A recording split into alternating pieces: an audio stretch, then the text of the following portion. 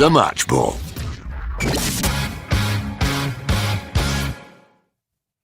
Welcome to the show. Brought to you in association with Levi Solicitors. LeviSolicitors.co.uk/the square ball for a 10% discount on your legal fees. I'm having to adopt a very sombre tone after the awful scenes we saw there at Ellen Road. Should we just have a moment before we mention Will's probate and conveyancing?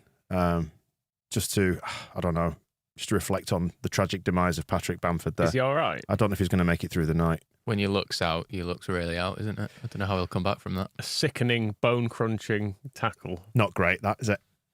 I knew he'd not touched him. Anyway, just mention Will's probate and conveyancing. Will's probate and conveyancing. Thank you very much, Michael. They're all good services. Appreciate your output. Yeah.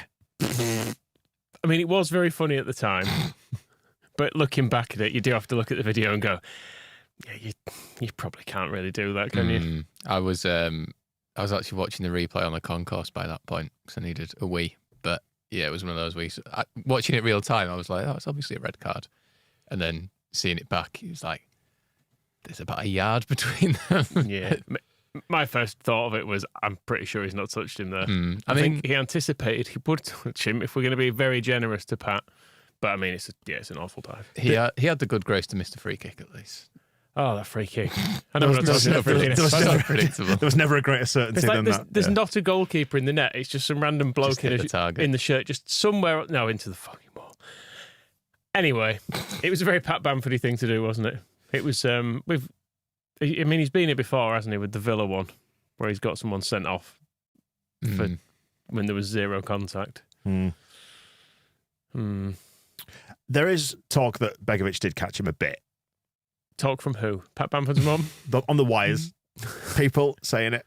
I did enjoy the fact that it forced Begovic into do a little dance. He got very upset, He started sort of giving it this and like bouncing around, which was good. Giving it this will be visible to you if you're watching on YouTube, by the way. We are streaming live on YouTube for our TSB Plus members. If you're listening afterwards, you can find it there to watch as well. Shall we, as Sean suggests, let's have a look. Where's he gone? Move on to the game. Okay. I mean, that was part of the game. Yeah. It was part of the game very much. To be fair, it was one of the few genuine talking points. It was like it's almost like a boring win, wasn't it? I mean, and it was perfectly acceptable. We got because I'd been saying today, like, people have been saying, how do you think this is going to go? And I thought, if we score early, it could really open the game up. But we did score early, but it didn't really change what they did until half time. So it was a bit too easy in that first half, I felt. It was hilarious just watching them refuse to attack. I think it was stoppage time in the first half where they finally sort of got in our half or towards our penalty area, and it's like, I think that might be the first time they've actually attacked. I thought we were good in the first half. Thought we moved the ball really well. Could have been a bit more clinical, but got the early goal, so it was kind of fine. I think my worry was that they were kind of so unambitious, we might just get lured into a kind of a game of nothingness, which happened a little bit, but I thought we were good. I was reminded a bit of when Johnny Woodgate's Middlesbrough came to Ellen Road in the promotion season, and we scored early, and then they were just so wretched. You'd see the Leeds players were a bit like, oh, what do we do? Yeah. But and this I thought actually, we handled it well. Have you noticed it's like, well, we can talk about the crowd as well in a second, because there's 32,500 there. Well, let's do the crowd now, because I've mentioned it. A lot of empty seats there in that stadium. Obviously, QPR, train strikes and all that. School night didn't fill their end, and they had the back of the West Stand B. But the whole block in front of that they normally sell to Leeds fans, not full, and obviously some spaces elsewhere in the stadium. But 46 quid a ticket for that. I was going to say, do you think it's a combination of rip-off membership, the fact that you can't get a ticket without a membership, and rip-off tickets? Does it still never go to general sale? Is that the rule? No. And is it so stupid, isn't it, when there's empty seats? Game day, is it a £5 more expensive as well? Is that still a thing? I think it was the other week, wasn't it, for the Wednesday one? So, I mean, if you don't have a membership and you're thinking, I wouldn't mind going in that bottom of the West Stand, tonight you're looking at 100 quid just to go watch that. You think, well, can't blame people, can you? I was going to say, with regards to the atmosphere, what I've realised, I think now I've seen quite a few home games and it possibly started, we noticed it with the West Brom game, maybe with the Cardiff.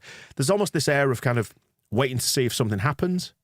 And because the opposition teams are coming and sitting so deep and offering so little in terms of ambition, it's flattening the atmosphere because there's kind of almost no excitement. It's like we're just constantly probing away, looking for opportunities, and the crowd kind of gets going when we get one, but it is almost like attack versus defence a lot of the time. Yeah, it didn't get going at all tonight, did it? Second half, there was a bit of a We Are the Champions of Europe got going for a time, and then there was, right at the end, there was a bit of Sideshow Bobby's fucking shit that got going a bit in the Cop when that, I don't even know the fella's name, that fella for them lost his mind completely, because I think he was still upset about he was upset about Begovic getting sent off, obviously. Then I think he was complaining about a throw-in or something. I can't remember. But Ayling was winding him up a bit as well. But they were really the only two chances that got going. It was nice to have like the sending off thing at least create some contention and a bit of like something to kind of get your teeth into. It's not that it was a bad game necessarily. It was just a bit boring, wasn't it? I mean, they seem to be, because when did we score? It was relatively early, wasn't it? About 8 minutes, wasn't it? 9 minutes. And they seemed content to time waste after that, which was confusing. Like, they're taking absolutely ages over every throw-in and goal kick and stuff. And I think there was one point where they took about a minute over a throw-in. And I thought, what are you doing? Yeah.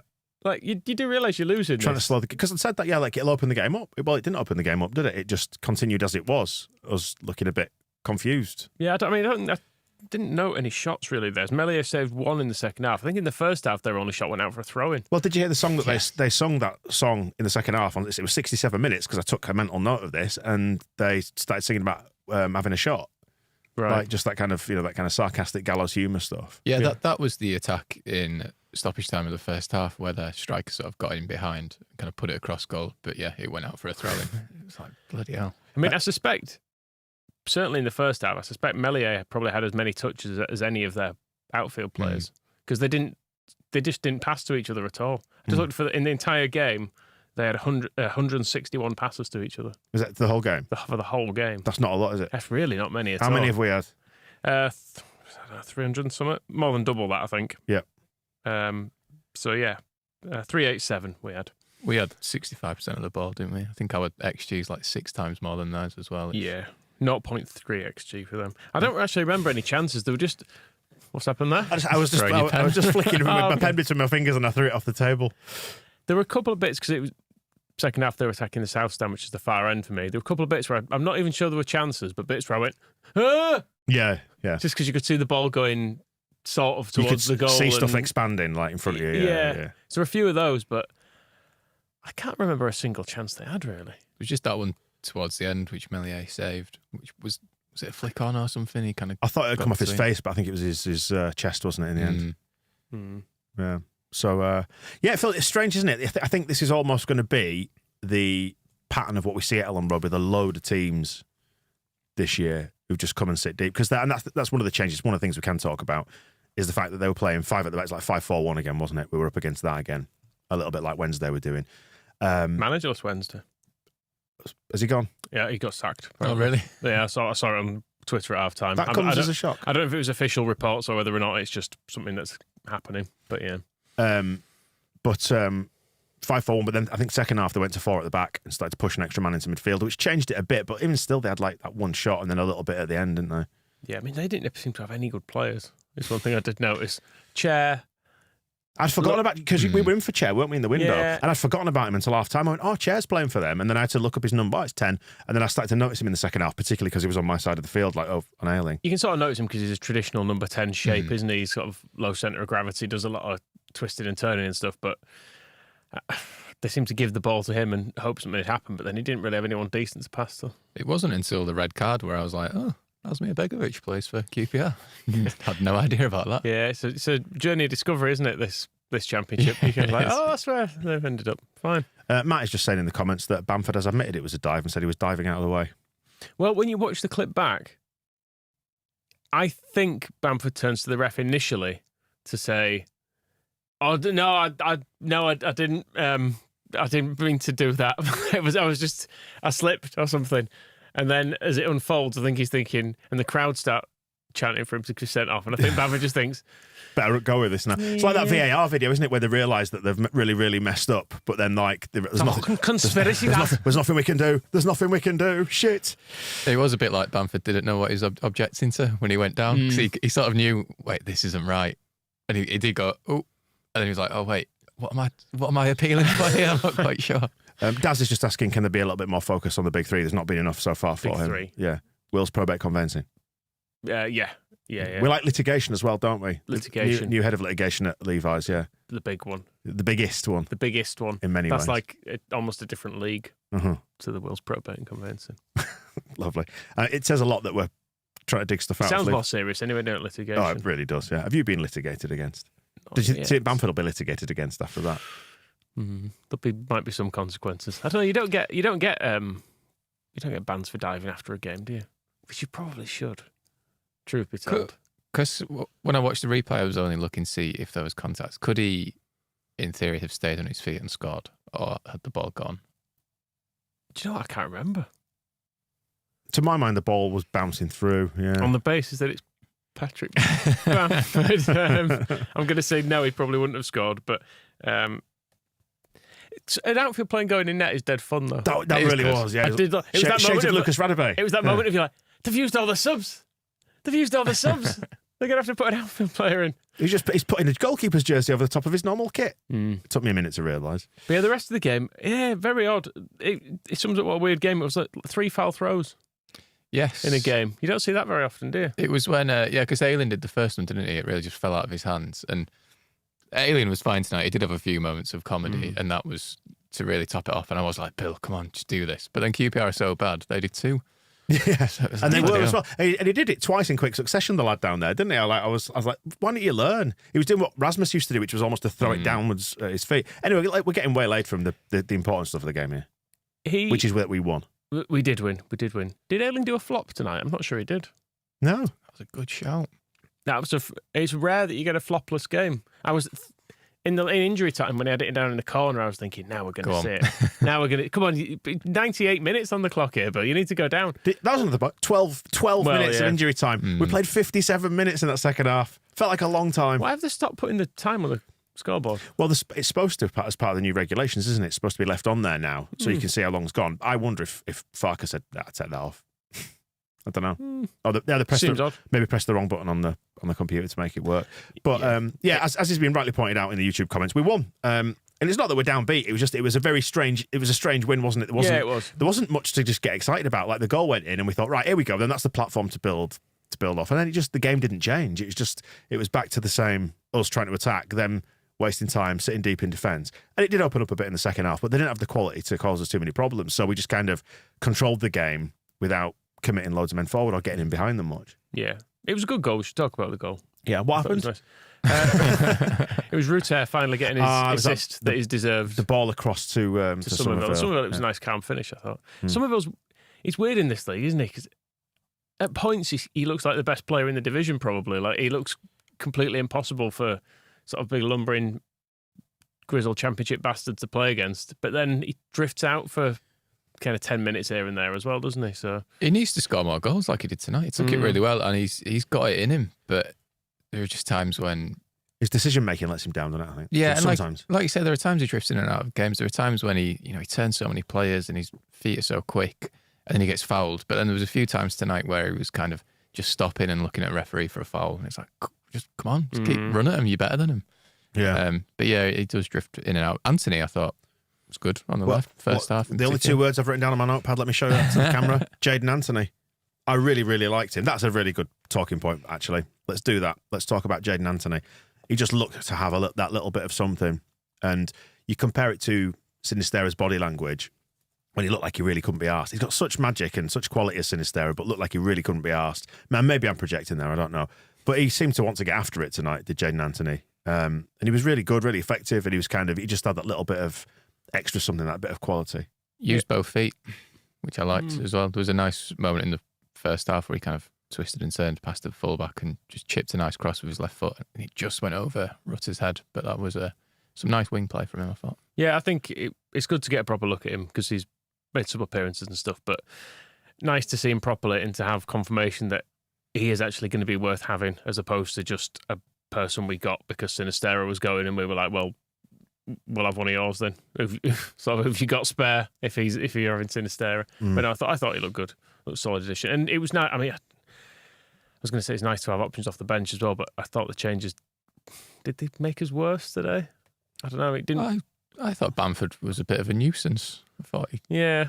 There was that chance he had, didn't he? Which, that was a lovely through ball from Rutter as well. He played some amazing passes tonight. Yeah. Like just his turns when he drops deep, just always turns the defender, and his vision of pass is really good. He constantly looks like he's losing control of the ball or doesn't know where it is, but the opposite is true. He seems to have it like under a spell almost at times. I just really enjoy it. There's a lot of fun to be had, I think, in that. Yeah. He's through ball. He's a little bit like when Rafinha turned up and played a few through balls, and you went, "Oh, he's good." It's just taken us a while to realise with Rutter that he's any good, because he wasn't able to do this stuff last year. But like if this was the first we've seen of him, we'd be like, "Oh wow, it's amazing." To see the balls he does, like the eye of the needle stuff that he manages to pull off is amazing. I mean, the other point to talk about is our presence up front, because Pirro was kind of drifting back and forth between being up front leading the line and swapping over with Rutter and then dropping deeper. There were some times when he was really, really deep. And I think we're just going to kind of have to accept, aren't we, with Pirro, that he's a slightly enigmatic player who will seem to just drift out of games, but keeps popping up with goals. That's the important thing. But go on. Well, I thought he was a bit quiet for the most part, but at second half I actually noticed him a little bit more. It felt like he was getting involved more in the play, but I know he's got a decent bit of strength, hasn't he, I suppose, for holding it up with players running off him. So I can see how it's meant to work, but he'll drop deep and with his back to goal use his strength, and then he can play in Rutter or Somerville or whatever. I don't know. It doesn't always work, but maybe it will in time. It doesn't have to always work, does it? And no. You saw tonight Somerville scored, so I think that's why it's important to get him scoring, just getting goals from wide areas, and then it takes the pressure off Pirro. And he was fine tonight. It was one of those where, like, at Southampton, everyone was probably like a 4 or a 5. Whereas tonight, it just felt like everyone was a 7. Everyone just did the job really well. Yeah. And that's good. It's not the most exciting. It can be a bit. I think we forget that even under Bielsa, there were loads of games like this in the Championship where the opposition just come to Ellen Road, no intent to attack, just sit all the men behind the ball, and it's a bit turgid, and we've got to break them down. And there were loads of games under Bielsa where we didn't, or we just forget to score, or we'd throw a goal in the other end. Whereas tonight, just controlled it from the start. You got an early goal and just controlled it, I thought. You did, yeah. I think your muscle memory kind of goes, "Oh, don't throw this away, lads," towards the end when it's just 1-0, because there's always that chance, isn't there? But then they just lack the quality to get through, so good. And just with reference to the subs, the excellently named Dan M, not me, another Dan M, is just pointing out that the changes helped us to see it out. Dan James stretched the play and Patrick Bamford held it up. He did, and he came on and he disrupted, didn't he? Which would please Andrea Radrizzani. He was a disruptive influence. I was annoyed, but in the last few minutes, though, we did keep giving away. I think Bamford was guilty on a couple of occasions, giving away free kicks. And it was just giving them the opportunity to pump it into the box. And I was thinking, well, they're not going to, if we leave them to just try and create something, they're not going to do this. And in giving them set pieces, because they had quite a few sort of big-ish players, didn't they? I don't know. I'm completely projecting the idea they're good at set pieces because they were basic Championship bitches. It's the gist of it. But if you didn't feel like they were ever going to break us down, is what I'm saying. And then so to give them some cheap stuff at the end was a bit frustrating, but not that it mattered.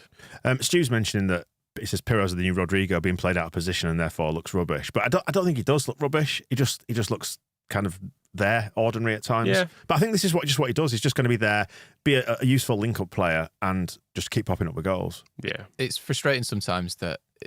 Farke's spoken about it before, where the plan seems to be that Pirro kind of stands at the edge of the box and they're looking for a cut back to him.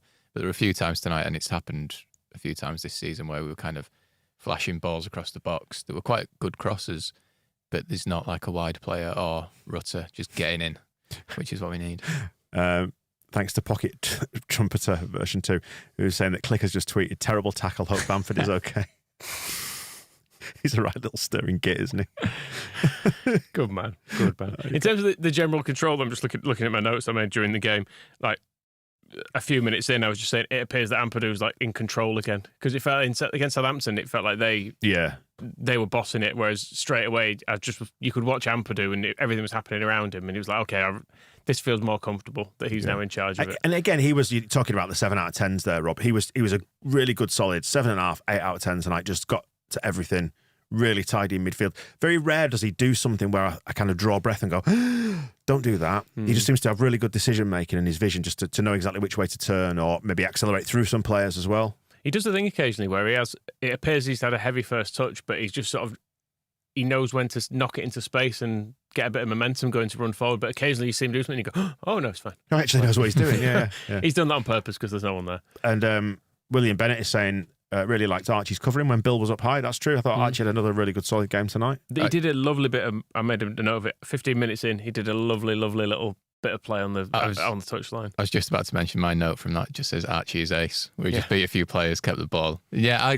quite like that position he plays where he covers for Ayling, because it feels like we're kind of protecting him a little bit as well. Like, he still gets on the ball, makes loads of good decisions, but it's not like he's in the centre of the pitch having to dominate everything, because Ampadu does it. And I think, I said everyone was a 7 out of 10, but I think we do almost take for granted already that Ampadu's just brilliant. He's just really good. And likewise, Rutter with the passes he was playing, like, it's an incredible transformation, and we're just like, 7 out of 10 tonight. We're actually really good sign. Yeah. I thought, Ampadu and Gray as a pair, they're very, very young. Neither of them they're both far from grizzled. Could you have fathered them both? Well, there's a question. Archie's 17. Archie certainly. Definitely, yeah. Ampadu's what, 22? Let's say 23-ish. I don't think anyone would have shagged me at that age. It would have been, probably a little bit illegal. Probably dodgy ground, I'd say, at that point, probably. But some love for Sam Byram, if we could. Elliot's saying, pure sex footwork on the touchline, sending me back to reminiscing about glory days when he'd do that, but have to pass it square to Brownie, Tongy or Paul Green. Again, another really solid. Actually, when you start to break it down, and what you're saying, Rob, is absolutely spot on. They were all solid 7.5s at least, I think, tonight. 7 is possibly selling them a bit short. I was thinking midway through the second half, I think, it's staggering how Ethan Ampadu and Sam Byram, and there was someone else I was thinking of, I can't remember now, but just how much they've improved our team from last season. Who would have thought, after we spent 100 million quid the previous summer, that actually what we needed was Sam Byram? It's bonkers, but he's really good, does everything right again, just makes the right decisions. Yeah, I thought the defence as a whole looked in better shape. Maybe just up against worse players as well, but I thought the balance of Strauch and Rodon looked Rodon's good. Yeah, he organises, and I know Cooper comes on and organises, but he does it in his own special way. Well, he organises, but then he has to, because there's often chaos going on around him. But it all looked very measured and controlled. And it could be that he was against worse players. You're right, but I thought Rodon was done for at one point. Oh God, when he did his shoulder, was it his shoulder? It was at the far end, so I couldn't probably tell. I could just see him sort of flipping around on the floor at one point. And I was like, it looked like a fish that had been pulled out of water. And someone came on from the bench holding something. I wasn't sure what it was. I wasn't sure if it was a bag or some sort of brace or something. I was like, oh Christ, is he like foam stretcher? But I think by the looks of it, from what he was doing, obviously with the arms afterwards. I mean, you're the real the physiologist among us. But just do the old Lethal Weapon, Mel Gibson, pop it back in against the filing cabinet. Because I was worried at first he might have, because he just looked like he'd fallen over from the far end. I thought, has he done his knee or something? But then when you saw him stand up and walk off, and he started, it was all like arm circles and stuff. It's like, okay, it's fine. It's just upper body. You don't need that for football. But when you don't need it. No. But when you're writhing around like that, you do where you go, oh, like that looked like it hurt. Yeah, but he was really good. Yeah, and another clean sheet, another 3 points, and we move up back into the playoff places. And the results haven't all gone for us tonight, but I feel like at this stage of the season now, I'm not even looking at other results particularly. No. It's just some people will win each week, some people will lose. It's fine. Just worry about ourselves. Yeah, and I think it's just a case of keeping those points ticking over on the board, isn't it? Leicester are obviously going to run away with this, quite evidently. But if we can just keep winning and keep winning in some of the key games, then we could find ourselves up there, hopefully. Having said I'm not looking at the results, I'm not looking at the results. Okay. I did notice and the table. Watford got beat again, which I find funny because it was just before they played us. They were on about giving their manager, who they've just appointed, a new contract. They've given him it. Oh, have they? Yeah. So because they're doing the whole thing of like, oh, we're different, we're changing. But did you not? They put out because I noticed it because there was a tweet that people went, "Oh, I didn't expect that," and it was Watford, and it just said the tweet said Valérien Ismail and linked to the article, and he thought I was being fired, and it was his new contract. I'm sure it won't be long before he is eventually fired. But that's what they do, isn't it? Mark Hughes has been sacked as well from Bradford. Oh yeah, why? I don't know. I thought they just won a load of games on the bounce. I think they might have been confused by the fact Mark Hughes was there in the first place and just gone, why are you still here? We thought this would be like a 6-month thing. Just get out. Leave. It's the least he deserves. Maybe you get the Sheffield Wednesday job. So yeah, we are 6th on goal difference, 16 points, but we're a fair old 11 points off Leicester at the top. Yeah, but I mean, Southampton game obviously was not great. But you'd have to say since the Millwall game, been pretty good, hasn't it? That sort of a points return is absolutely fine. The other side to it, we should have won a couple of the games that we drew. I mean, So that would have put us up in about third. Drawing with Sheffield Wednesday is unforgivable looking back at it because they're absolutely dog shit. But never mind. So, I mean, all in all, it's like we were saying, like at the weekend, it was a bad day at the office. It felt like just a good solid night at the office tonight. Yeah, but like I say, just a bit more tense than it needed to be. There was a lot of, again, it's not because they looked at any point good at pressing, but just the amount of playing it around the back we do sometimes concerns me a bit. But it was fine. First half, I was quite encouraged by how we were playing it around the back. I thought we're starting to see kind of the scripted patterns thing of Bielsa, where they just know what they're doing and they're quite content to take the time if they have to, just calm and do it really simply. Again, it's hard to judge like the opposition. If anyone's read the Daily Email from the last couple of days, we're sort of laughing about how in the presser when someone finally asked about QPR, the question to Fak was like, "Are you worried that Jack Colback's going to be back?" And he was just like, "Yeah, I guess, whatever." And then Gareth Ainsworth got asked about like, is it a big plus to have Jack Colback back? And he was like, "Yeah, he's Jack Colback." And you think like, Christ, how championship is this? And then what was their sub at half time? Jack Colback subbed off. Christ. Do you know what? I actually didn't notice he wasn't on the pitch at the end. That's how much attention I didn't notice he was there at the start, to be fair. It was when his number came up and it's like, oh, right. Yeah, I did notice at the start because I was like, oh, yeah, it's him. Like you say, it's a voyage of discovery. You get to games and you're like, oh, God, I forgot about him existing. But there they are. Yeah. Ainsworth has said Leeds will be right up and around it at the end of the season. I think they're talking about promotion. You think so? I hope so. And yeah, we're getting clarity that Bamford and Asmir Begovic have told Gareth Ainsworth that there was no contact, so they're going to appeal it. But are we maybe rewriting what happened there a bit? I don't know. Let's leave him to it. We'll find out, see how it plays out. You could... I'd be interested to know what Bamford said on the pitch because Begovic was going around talking to everyone going, please, just tell them there was no contact. And if Bamford's just like, I can't do that. I can't. Soz, mate. I can't do that. I can't do that. Farker's comments, just overall happy and proud with the players, and nice to get a reaction after Southampton grinding out a result. It's never champagne or fireworks. It's hard work. And not scoring the second goal, as we said before, because we didn't score the second goal, they started to get a sniff of it late on. But even still, they weren't very good. It's interesting, like walking back past the South Stand, and you get the away fans coming back the other way when I'm on my way back down. To find one. Well, he was wearing a hooped shirt, which made him stand out more than anything, and the Cockney accent as well.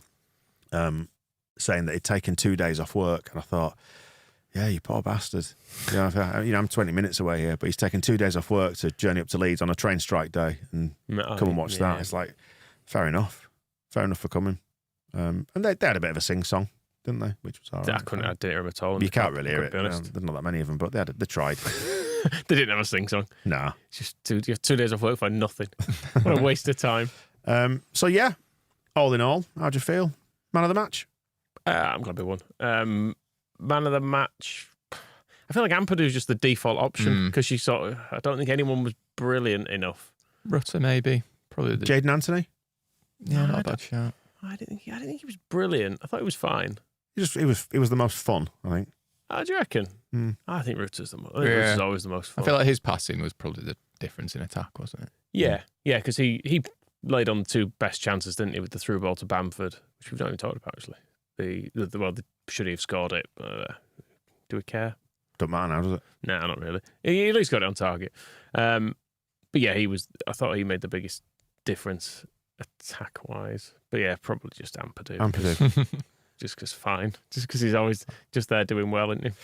He is. Well, we've got Phil in tomorrow, going to record that and the weekly show, and we'll catch up with all the usual stuff. Anything else to add then before we head off? I think it's strange, isn't it? I think coming out of games, not like either hyped up or upset or angry. Is this what being normal feels like?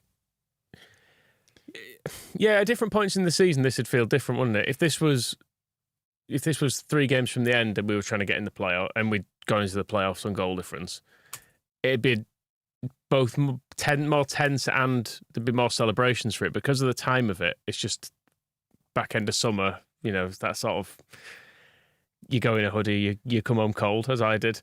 It's that sort of nothing period, isn't it? You've got quite a weak constituency, though. How dare you? You have. Strong as an ox. You were telling me all about your bowels in the office. I was talking about my stomach, actually. That's attached to your bowels, how I'm sick on a regular basis. I'm sick from my mouth, not my bottom. plenty of love for Big Sexy Pirate. Yeah, he's good. Yeah, he's good, and he's the most passed to in the defence, isn't he? I would say it feels like he's kind of the linchpin of that. I guess what I'm angling at is that I don't think we're used to being dominant over teams because of the last 3 years, because we had to kind of fight our way into the Premier League, and then second 2 years weren't great for the most part. It's just that it's a new and strange sensation, and we're only just learning what that feels like. I think I prefer it. It's nice. 3 games in a week. You've got to just have a nice calm win in between them. Yeah, and if you get to the weekend and play Bristol, if you beat Bristol, then it's looking like another good week, isn't it? If we could win 2 games every week for the rest of the season, we'd probably do all right. That is 2 home wins on the bounce, though. Yeah. That's been a while. Yeah. God, when would that? Someone will tell us. I feel like that's going back 3 seasons, probably. Johnny Cooper will know. Saw Johnny Cooper today. Yeah. He says he'll come on again. Good lad. Let's wrap it up there then. Yeah, so we've got more shows to come this week. Overall, happy? Yeah. Happy enough, yeah. Good night's work. Yeah. Good night's work. Right, we'll speak to you soon. The Match Ball.